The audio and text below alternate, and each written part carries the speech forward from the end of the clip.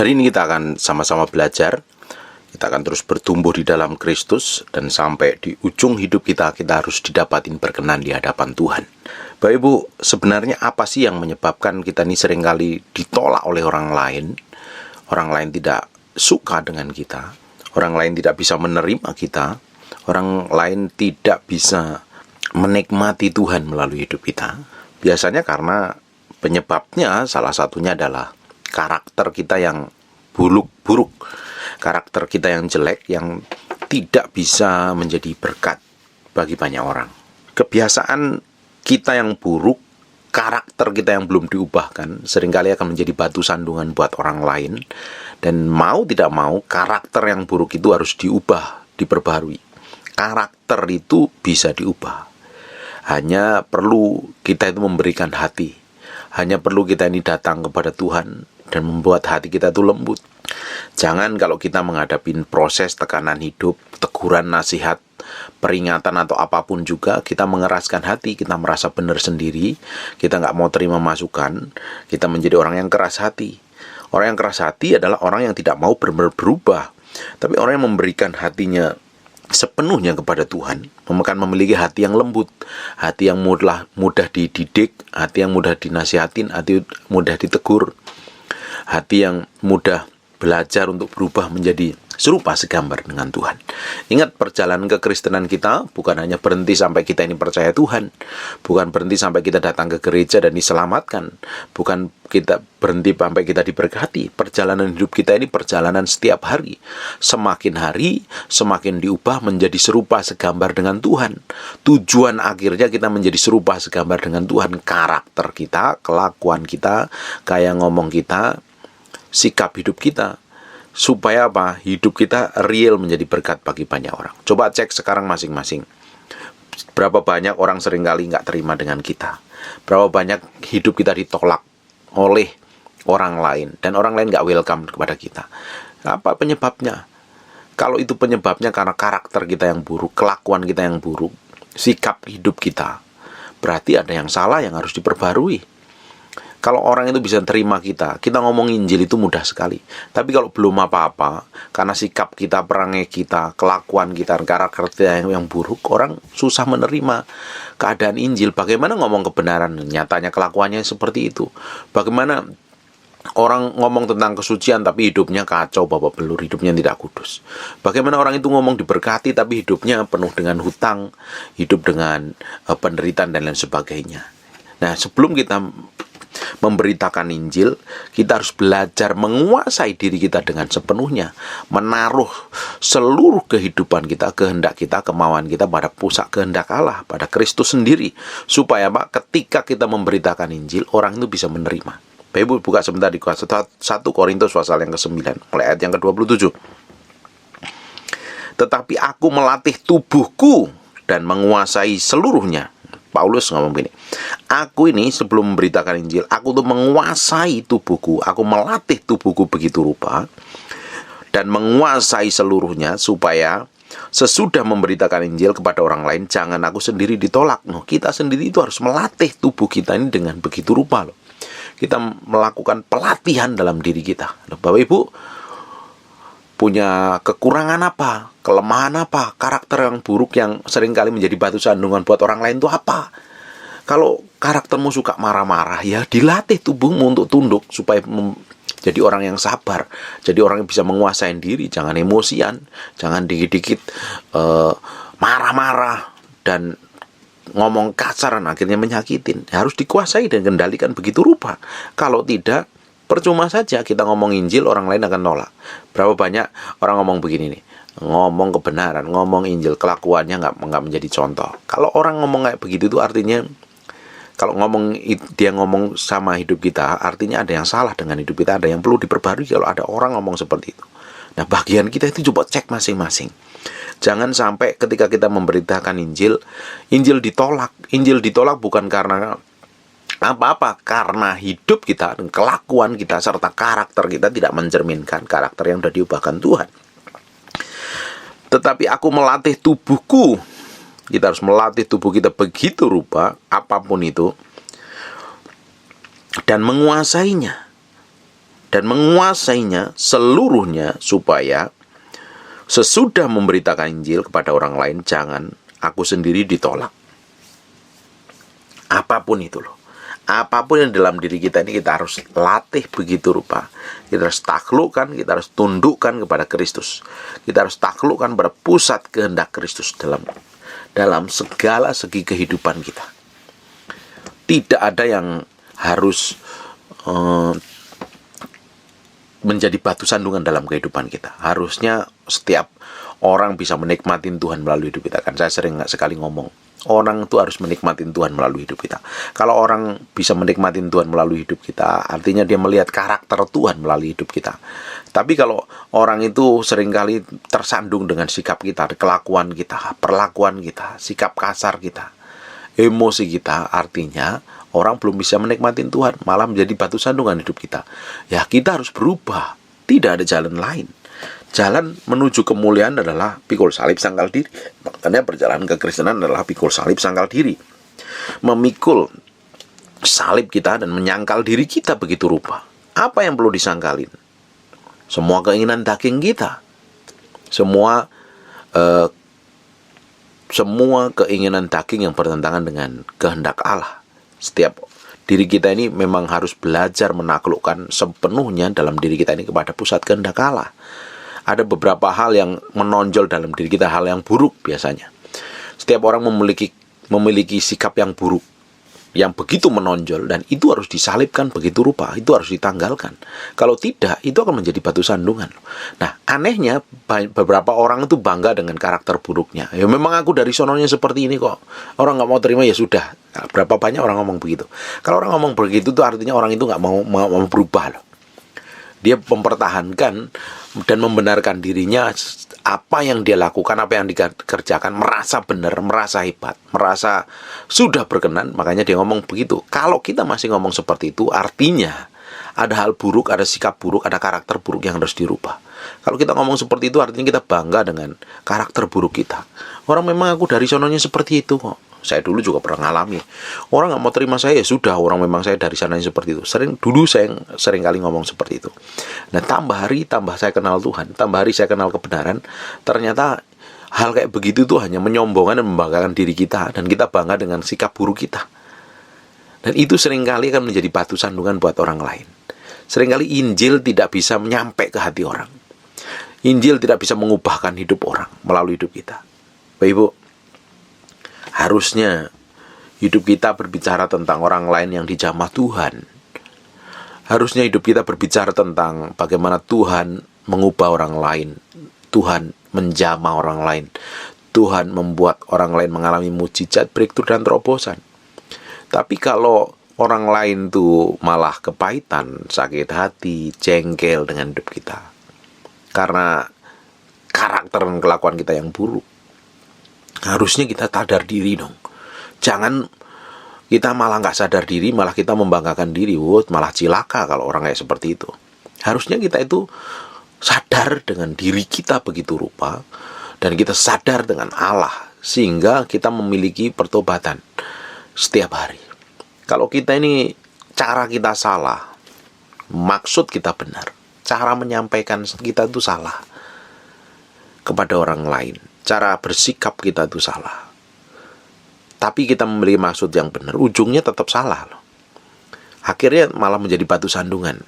Kebenaran tidak nyampe kepada orang. Kita ingin menyampaikan kebenaran kepada orang lain, tapi cara kita salah, hidup kita salah, ujungnya kebenaran tidak akan nyampe kepada orang tersebut.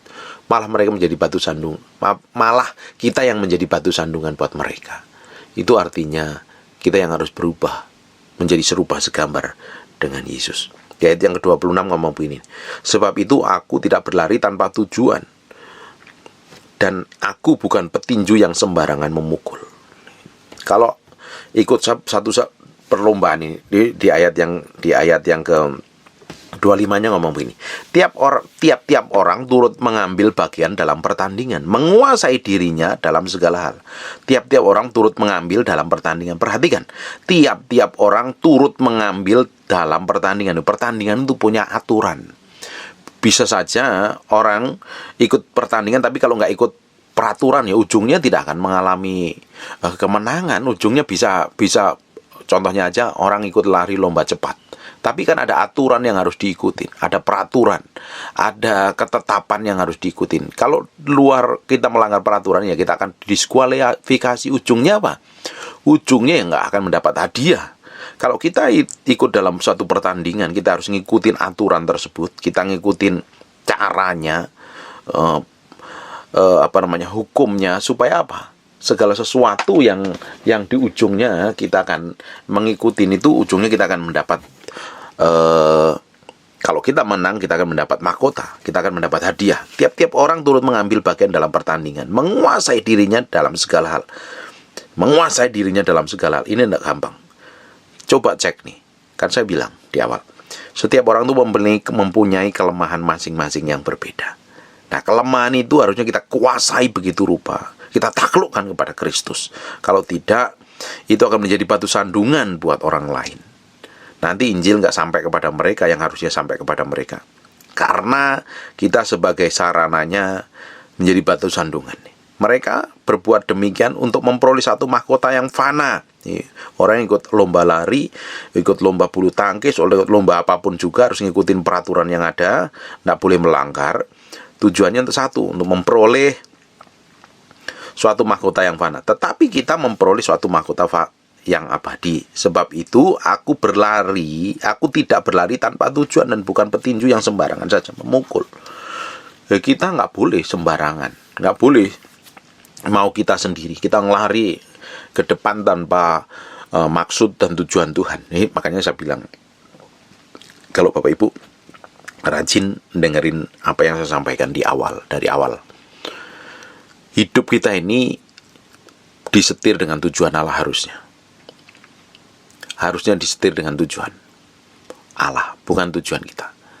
Nah, kalau hidup kita disetir dengan tujuan Allah, artinya ada maksud Tuhan, ada rencana Tuhan yang harus kita kerjakan. Dan rencana itu tidak akan tergenapi sampai kita ngikutin maunya Tuhan, berjalan dalam ketetapan Tuhan. Kalau kita ini sembarangan, sembrono, jalani hidup serampangan dan sembrono, tuh akhirnya apa? Rencana Allah dalam kehidupan kita tidak akan tergenapi. Kita tidak akan mendapatkan mahkota seperti yang harusnya kita terima. Tapi kalau kita ini ngikutin caranya Tuhan, suaranya Tuhan, tujuannya Tuhan, ujung hidup kita akan didapatin menjadi orang yang menggenapi rencananya. Nah, kalau kita ini berjalannya sembrono, serampangan, sembarangan, ujung dari hidup kita ya tidak akan mendapatkan apa-apa seperti yang Tuhan janjikan. Makanya saya bilang, hidupmu itu bermakna, punya tujuan Allah. Bagaimana Pak saya ngerti tujuan Allah? Ya kamu mesti bergaul dengan Allah. Engkau baru Tuhan akan singkapkan bahwa hidupmu bukan yang sekedar hidup, bekerja, makan, dan lain sebagainya seperti orang-orang dunia lakukan, tapi menggenapi rencana Tuhan. Nah, setiap orang itu punya maksud dan tujuan Allah yang berbeda. Nah, itu yang harus kita kerjakan, harus kita jalanin. Kalau kita mengerjakan dan menjalaninya, ujung dari kehidupan kita itu berpenuh makna, bermakna, berkualitas, punya tujuan, tidak membosankan. Nah, orang menjalani hidupnya itu begitu membosankan karena apa? Yang dijalani hanya rutinitas. Kalau Bapak Ibu menjalani rutinitas seperti hamster yang taruh di kandang tuh, dan dia berlari terus pada putaran itu, nggak tahu ujung pangkalnya, berlari aja, ujungnya hanya capek. Kalau kita hanya menjalankan kehidupan kita tanpa tujuan, akhirnya apa? Kita itu capek, lelah, jadi bosen, ujungnya jenuh. Tapi kalau hidup kita ini berjalan seperti yang Tuhan mau, melakukan apa yang Tuhan mau, hidup kita itu perlu bermakna. Setiap hari kita melakukan hal yang berbeda. Setiap hari kita mengejar sesuatu yang ilahi, tidak pernah membosankan, tidak pernah menjenuhkan. Jam doamu tidak pernah menjenuhkan.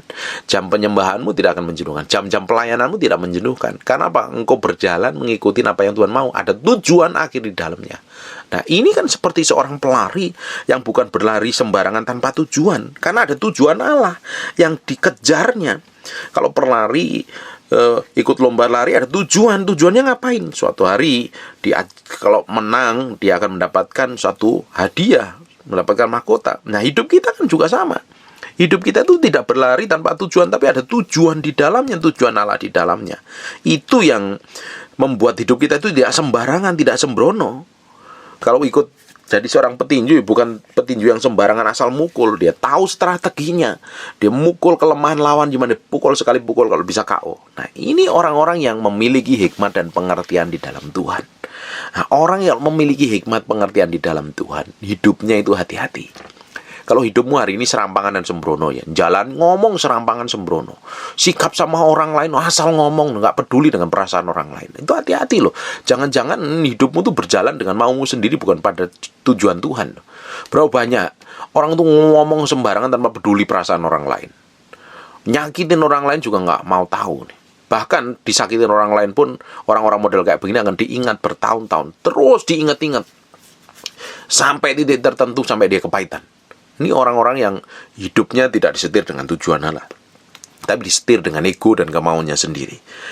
Kita sebagai orang percaya, hidup kita harus punya tujuan, punya maksud. Nah, kalau kita ini ngikutin tujuan Tuhan, hidup kita akan hati-hati. Hidup kita tidak akan ngawur, tidak asal-asalan. Sikap kita bersikap, cara kita bersikap dengan orang lain itu punya tata krama, punya etikanya. Menempatkan diri dengan tepat, pakai bahasa yang tepat, supaya menjadi berkat. Kalau tidak, hidupmu akan menjadi batu sandungan terus. Coba cek sekarang, benar nggak hidupmu jadi berkat bagi keluarga? Jadi berkat buat anak-anakmu, jadi berkat buat istrimu, jadi berkat buat suamimu, atau mereka malah sakit hati dan kepahitan dengan sikapmu? Orang kau sendiri ngakunya orang Kristen, tapi hidupmu selalu menyakitin mereka, hatinya ada yang salah dan perlu berubah loh. Kalau kau jadi karyawan, benar nggak hidup itu menjadi berkat? Bukan malah menjadi bahan sandungan. Bos ngakunya cinta Tuhan, kok kelakuannya kayak begitu. Kalau masih ngomongnya seperti itu, ada orang ngomong seperti itu, koreksi diri. Jangan malah membenarkan diri. Kalau ada orang ngomong jelek tentang kita itu, coba kita cek kedalaman hati kita. Selama ini yang kita kerjakan itu benar atau salah. Kalau yang kita kerjakan itu salah, ya kita berubah, bertobat. Tapi kalau orang ngomong jelek, tapi kita sudah melakukan hidup benar, hidup kudus, seperti yang Tuhan mau, ya tidak usah dipikirin, tidak usah juga tersinggung, tidak usah kepahitan. Nikmatin saja jalan terus bersama Tuhan. Ibarat seorang khilafah atau kafilah, naik onta dan di bawahnya ada anjing gonggong, tidak usah pusing, kamu nggak akan digigit, jalan terus. Kan ontanya tinggi. Jangan ambil pusing perkataan orang yang jelek, menyakitin. Selama kita hidup benar ya. Kalau hidup kita itu benar, hidup kita itu kudus, hidup kita suci, berjalan seperti ketepatan ilahi. Terus ada orang ngomong jelek, nyinggung, menjatuhkan, merendahkan, nggak usah dipusingin. Jangan mengambil hati, jangan sakit hati. Hidupmu tidak ditentukan oleh perkataan buruk orang lain. Hidupku tidak ditentukan oleh penghakiman orang lain. Hidupmu tidak ditentukan oleh makian orang lain. Hidupmu ditentukan oleh janji Allah. Hidupmu ditentukan oleh kebenaran firman Allah. Jadi tidak usah pusing, tidak usah sakit hati, tidak usah tersinggung. Ngapain tersinggung dengan perkataan orang lain? Orang kamu kan makan nggak minta sama dia. Dan kita nggak bisa rem mulut orang, kita nggak bisa jagain mulut orang. Yang bisa kita jagain kan sikap hati kita sendiri. Asal kita ini memiliki sikap hati yang benar, memiliki sikap hati yang benar ya. Orang ngomong apapun juga kamu nggak akan pernah tersinggung. Memang harusnya kalau engkau rajin mendengarkan apa yang saya sampaikan, ujung dari hidupmu harusnya tidak akan pernah sakit hati, tidak pernah gampang tersinggung lagi. Harus bebas dari rasa tersinggung, harusnya. Jadi kamu berjalan dengan ketetapan Tuhan, bisa mengalami kemenangan Tuhan. Kalau tidak, hidup kita akan tersandung terus. Hidup kita menjadi batu sandungan orang lain, dan hidup kita tersandung dengan kelakuan orang lain. Kita punya tujuan. Kita akan berlari dengan tujuan Allah. Kita melakukan segala sesuatu dengan tujuan Tuhan. Yang kita kejar itu tujuan Tuhan yang Tuhan percayakan dalam kehidupan kita. Jangan terhalangi dengan perkataan dan sikap orang lain. Kita harus berkemenangan ini dalam hal ini. Tapi berapa banyak orang itu kalau disakitin ya, ketika disakitin itu pingin balas, nggak terima, diingat-ingat terus. Ya udahlah. Kalau orang memang tujuannya nyakitin kamu, ngelukain, ampuni, lepaskan pengampunan. Tuhan sendiri kan nanti akan beracara. Nggak mungkin kalau engkau berjalan dalam kebenaran Tuhan nggak bela kamu. Ngapain kamu mau bela diri? Kalau kamu bela diri, ujungnya kamu nanti bisa jatuh dalam dosa loh. Serahin kepada Tuhan. Pakai semua perlakuan buruk orang lain itu sebagai prosesmu untuk pikul salib sangka diri. Lalu kalau ya perlu bertobat. Kita yang bertobat lah. Kalau ada hal buruk dalam diri kita, kita berubah dan bertobat. Jangan malah kita membenarkan diri seakan-akan kita ini sudah seperti jagoan, sudah seperti benar-benar real berkenan di hadapan Tuhan. Nah, sikap kita malah buruk, kelakuan kita malah rusak, malah kita nggak jadi berkat. Nah, hidup kita kan mau dipakai jadi kepanjangan tangan Tuhan. Hidup kita kan harus menjadi berkat, menjadi orang yang dipercayakan untuk memberitakan Injil kepada orang lain. Bagaimana Injil itu bisa diterima orang lain? Ya kita sendiri harus diterima. Tidak mungkin orang menolak kita, terus kita memberitakan Injil, dia bisa menerima kita. Tidak mungkin. Untuk kita itu ngomong kebenaran, orang itu mesti terima kita dulu loh. Nah, kita ngomong kebenaran itu mudah sekali. Bapak Ibu, kenapa mau dengerin khotbah saya? Karena Bapak Ibu menerima saya. Kalau Bapak Ibu nggak menerima saya, mana mau mendengarkan apa yang saya sampaikan? Kalau Bapak Ibu sakit hati dengan saya, contohnya ya, jengkel, kesel dengan saya, mana mau dengerin apa yang saya omongkan? Bapak Ibu kan nggak mau dengerin. Bapak Ibu mau dengerin firman yang saya sampaikan keluar dari mulut saya. Karena ada hikmat dan pengertian. Karena ada suara Tuhan yang dipakai melalui mulut saya, Bapak Ibu terima saya, baru Bapak Ibu bisa terima firman yang saya sampaikan. Orang lain pun juga sama. Orang lain akan menerima firman yang keluar dari hidupmu, dari mulutmu, kalau orang lain bisa menerima engkau. Memang kita itu nggak bisa memaksa orang lain untuk bisa menerima kita. Kita nggak bisa menyenangkan semua orang. Semua orang itu suka dengan kita. Semua orang menerima kita, nggak bisa. Tapi selama kita melakukan, bersikap, berkelakuan, apa yang kita kerjakan, apa yang kita lakukan itu benar, seperti yang Tuhan mau, hidupmu akan jadi berkat. Memang ada beberapa orang nggak suka. Ya udah, kalau orang lain nggak suka karena dia satu dan lain, nggak usah pusing. Tapi Tuhan tetap akan pakai hidupmu dan banyak orang akan menyukaimu. Kalau orang suka dengan kau, orang itu suka dengan kamu ngomongin Injil itu mudah masuk dalam mereka loh. Karena apa? Nggak tersandung. Tapi kalau tersandung karena apa? Sikap buruk, kelakuan jelek. Memang semua orang itu punya masa lalu buruk ya. Semua orang, saya pun memiliki masa lalu yang buruk. Orang kita pada dasarnya adalah manusia yang bejat, karena kasih karunia Tuhan aja diselamatkan. Ya, kalau udah sekarang ambil keputusan itu benar, ya jangan dilihat yang buruknya. Kalau hidupmu itu dulu buruk, jelek, ya, berubah mulai sekarang. Orang lain akan melihat perubahan dalam hidupmu. Ketika orang lain melihat perubahan, orang lain akan tertarik. Oh, kenapa yang membuat berubah? Ya Tuhan. Jangan fokus pada masa lalu yang buruk itu. Jangan fokus pada masa lalu yang jelek itu. Fokus ke depan. Berjalan setiap hari bersama Tuhan. Berjalan setiap hari menjadi berkat bagi banyak orang. Ujung hidupmu kan, ujung-ujungnya akan menjadi berkat bagi banyak orang. Tidak mungkin kalau di dalam Kristus, di dalam diri kita ini ada Kristus, di dalam diri kita ada Yesus ya, yang begitu power dan berkuasa dalam kehidupan kita. Terus hidup kita itu serampangan dan sembrono dan jadi berkat, itu tidak mungkin. Kalau ada Tuhan, pencipta langit dan bumi yang tinggal dalam diri kita, harusnya orang lain juga bisa melihat ada Tuhan yang berkuasa dalam hidup kita. Ya, Tuhan bisa mengubahkan. Bayangin, Paulus dulu sebelum bertobat namanya Saulus. Dia orang yang kejam sekali. Dia akan menganiaya orang Kristen, membunuh orang Kristen.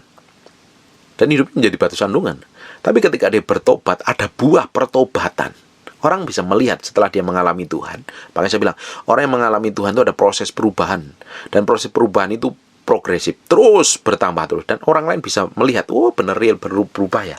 Nah baru orang lain di tertentu, Paulus diakuin sebagai rasul oleh rasul-rasul yang lain sebelumnya. Apa yang membuat diakuin? Karena ada perubahan. Orang bisa melihat, oh benar loh, dia dulu pembunuh, sekarang dia menjadi orang yang cinta Tuhan, giat mengabarkan Injil.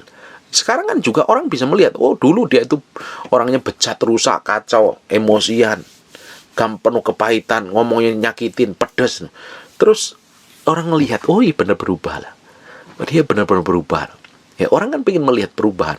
Ketika orang bisa melihat perubahan dalam hidup kita, kita yang dulu jadi batu sandungan, kita akan menjadi berkat bagi orang lain. Kita ngomong Injil kebenaran, orang bisa menerima Injil kebenaran. Kita tuh harus latih semua dalam diri kita ini. Cara kita ngomong kita juga harus latih, memiliki sopan santun, tata krama, etika, cara kita bersikap, cara kita berdandan, cara kita memperlakukan orang lain, itu kita harus latih begitu rupa seperti yang Tuhan mau.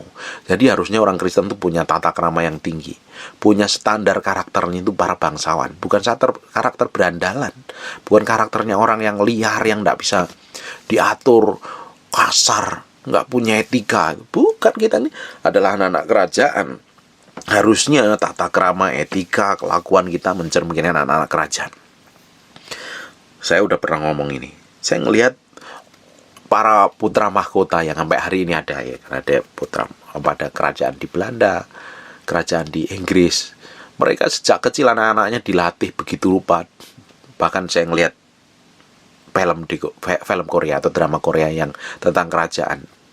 Ketika mereka mempersiapkan putra mahkota untuk menjadi raja suatu hari, dari kecil, dari anak-anak, dari bayi sampai anak-anak bertumbuh dewasa itu diatur begitu rupa, diajarin etikanya, wawasan, hikmat, pengertiannya, caranya berlaku, bersikap, berkelakuan. Benar-benar mencerminkan suatu hari menjadi bangsawan yang menjadi berkat buat para rakyatnya. Nah, kita ini adalah ngikut Tuhan. Kita adalah bangsawan kerajaan Allah. Harusnya karakter kita, kelakuan kita, sikap kita harus mencerminkan karakter kerajaan Allah. Para bangsawan, sikapnya para bangsawan. Bukan sikapnya para penyamun, sikapnya para berandalan, sikapnya orang kasar, maunya sendiri, menangnya sendiri. Dengerin baik-baik, ini orang yang suka kasar ya. Orang yang suka kasar itu, ngomongnya kasar, sakitin, menyakitin orang lain tuh, ketus, kejam tuh. Coba cek masa lalumu, pasti ada yang nggak benar. Dan itu harus perlu dipulihkan. Mungkin pernah dilukai, luka batin, masa lalu yang buruk segala macam, diperlakukan, dilecehkan segala macam. Kalau engkau sekarang ngomongnya ketus tajam, nih, engkau mesti ampuni masa lalumu, engkau berdamai dengan masa lalumu, engkau berdamai dengan dirimu sendiri, engkau berdamai dengan orang lain, engkau berdamai dengan Tuhan. Kalau tidak, hidupmu akan menjadi batu sandungan. Ada orang-orang yang ngomongnya kejam, ketus itu. Kenapa sih seorang bisa ketus, kejam, cerewet, bawel? Kan pasti ada masa lalu yang perlu dipulihkan. Ada masa lalu yang buruk yang harus diubahkan. Jangan malah dibangga dengan kelakuan masa lalu yang buruk, kelakuan yang jelek itu malah bangga. Nah, habis pikir kalau ada orang itu bangga memiliki karakter buruk dan jelek. Artinya itu perlu bertobat dan berubah. Kalau tidak, kita akan menjadi batu sandungan. Percuma kau memberitakan Injil kalau Injil yang kau sampaikan itu ditolak orang, gak akan menjadi berkat.